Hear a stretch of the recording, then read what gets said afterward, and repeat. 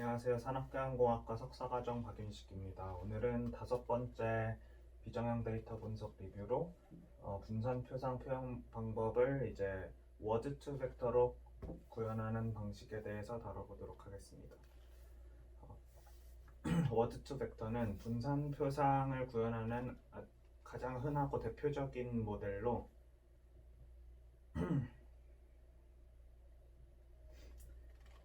코퍼스 셋에 대해서 단어를 인풋으로 하고 그 주변 단어가 등장할 확률을 계산해서 이제 예측 정확도가 최대가 되도록 모델을 학습시키고, 그리고 해당 모델의 히든 레이어로 표현된 매트릭스를 추출해 단어를 벡터화시키는 방법입니다. 이제 구조가 그 전에 다뤘던 NNLM과 상당히 유사하지만 이제 중간에 액티베이션 펑션이 포함된 히든 레이어가 삭제되고, 그리고 이제 목적 함수가 약간 다르다는 차이점이 있습니다.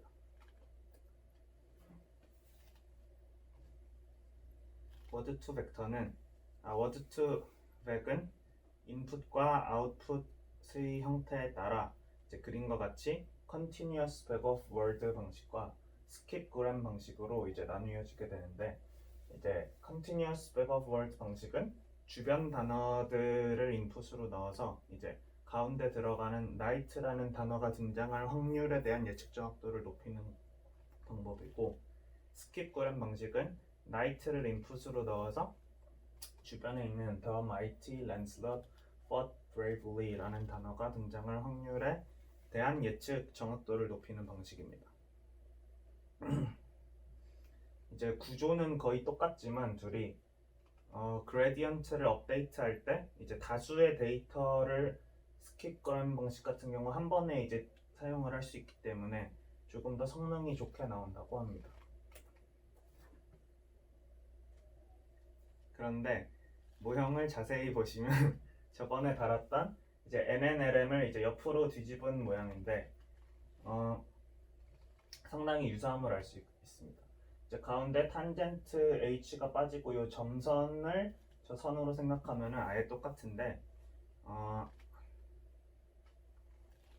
이제 워드 투 벡은 비선형 그 퍼셉트론이 사라져서 이제 보통 이제 비선형 퍼셉트론의 개수가 다양하다에 따라서 뉴럴넷의 구조가 복잡해지고, 그래서 이제 딥러닝이 학습이 되는 형태인데, 보통 딥러닝은 그래서 워드 투 벡은 이제 퍼셉트론 개수와 상관없이 선형 모델이기 때문에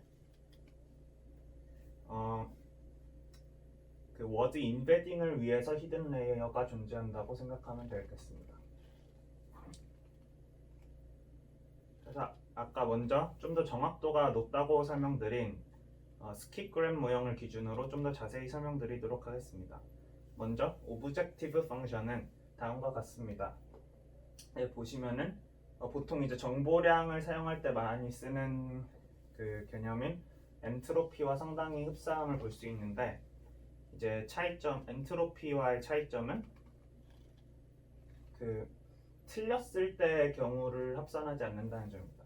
오로지 이제 맞았을 때의 경우만 계산을 하기 때문에 나이트를 인풋으로 넣었을 때 그 앞에 이제 더가 들어갈 확률을 더하고 마이트가 들어갈 확률을 더하고 약간 이런 식으로 계산이 됩니다.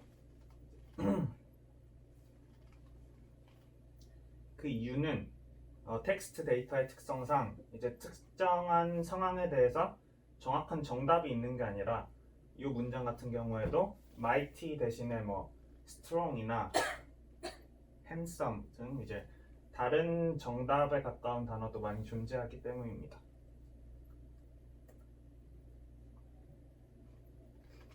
그래서 이제 학습 과정 중에 이터레이션 중 하나의 예시를 들어서 설명을 하면은 먼저 night라는 단어에 이제 원합 인코딩형 벡터가 인풋으로 들어오게 되면은 이제 그게 히든 레이어의 매트릭스에 의해서 축소된 m천으로 축소된 벡터로 다시 변환이 됩니다. 그러면은 그 히든 레이어에서 m천으로 변환된 이제 벡터가 다시 w 프라임이라는 매트릭스 그 m 곱하기 v 차원의 그 매트리스가 다시 곱해져서 이제 각 단어가 등장할 확률이 이제 단어의 숫자만큼 아웃풋으로 나오게 됩니다. 그 후에 이제 그 중에서 실제 등장했던 단어에 대한 확률만을 다시 뽑아서 이제 그걸 오브젝트 펑션에서 더해가지고 그 값이 최대가 되도록 이제 학습이 진행됩니다. 아까도 말씀드렸듯이 아주 간단한 이제 비선형 구조도 포함되지 않은 간단한 뉴럴넷 구조이기 때문에 이제 이터레이션 진행 과정에 그레디언트, 디센트 과정에서에 대해서 이제 간단하게 계산할 수 있는 것을 보여드리겠습니다. 먼저 이게 아까 설명드린 오브젝티브 펑션인데 그 VC에 대해서 편미분을 진행하면은 이제 분자는 다음과 같이 간단하게 나오고 분모 같은 경우도 이제 일반적인 엔트로피 계산보다도 항이 적어서 훨씬 계산이 쉬운데 알아야 같이 쉽게 나오게 됩니다. 그럼 이제 두 가지 더한 값이 그레디언트가 되므로 이제 러닝 레이스를 곱해가지고 기존의 파라미터에 더하면서 이제 점차 진행이 되게 됩니다. 그런데 이제 텍스트 데이터의 특성상 단어 숫자만큼 차원이 있기 때문에 이제 뉴럴 네트워크를 학습시킬 때 지나치게 연산이 많이 필요한 상황이 발생합니다. 그래서 이제 그러한 상황을 예방하기 위해서 word2vec을 제안한 논문에서는 크게 네 가지 방법으로 이제 그 방법을 해결하는 방안을 제시했는데 우선 첫 번째로는 매 이터레이션마다 이제 배치 수를 최소화해서 가장 적은 단어에 대해서 학습을 진행을 시키는 겁니다. 그렇게 하게 되면은 이제 컴퓨팅에 필요한 메모리 수가 극단적으로 작아지기 때문에 조금 더 수월하게 학습을 진행할 수 있습니다. 그리고 두 번째로는 이제 머신러닝, 딥러닝 등과 같은 이제 일반적으로 붙여서 사용하는 단어를 하나의 단어로 사용하는 것입니다. 그리고 이제 세 번째로는 트레이닝 이그젬플의 수를 줄이기 위해서 이제 다음과 같은 식으로 자주 등장하는 단어에 대해서는 더 많은 가중치를 줘서 사용을 하지 않게 하는 것입니다.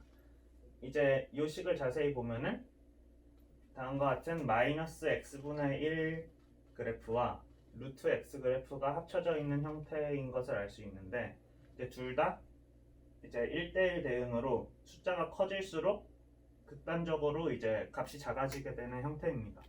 그래가지고 이제 이 예시에서도 보이듯이 is 더 같은 빈도수가 이제 지나치게 높은 단어들은 많은 가중치가 주어지고 또 그 빈도수가 그에 비해 이제 100분의 1로 적은 단어는 그만큼 가중치가 적게 됩니다. 네 번째로는 네거티브 샘플링 방법으로 학습을 할 때 이제 다음과 같은 가중치로 아까와 같이 빈도수가 높은 값에 대해서 페널티를 주는 방법입니다. 이제 어떤 식으로 페널티를 주냐 하면은 먼저 이 식은 이제 아까와 다르게 x는 4분의 3 제곱의 식을 따르기 때문에 조금 더 이제 완만한 곡선을 띠기 때문에 큰 빈도수가 높은 값에 대해서 크게 페널티를 주진 않습니다. 하지만 유의미하게 숫자를 줄여주기는 합니다. 그래서 이제 예시를 들면은 오른쪽 그림과 같이 학습을 시킬 때 그 빈도수에 따라서 마찬가지로 섭샘플링을 해서 그 해당 샘플에 확률적으로 걸린 단어들에 대해서만 이제 학습을 진행을 하는 것입니다. 그 이상 분산표 사항을 만드는 대표적인 방법 중 하나인 word2vec 방법에 대해 알아보았습니다. 감사합니다.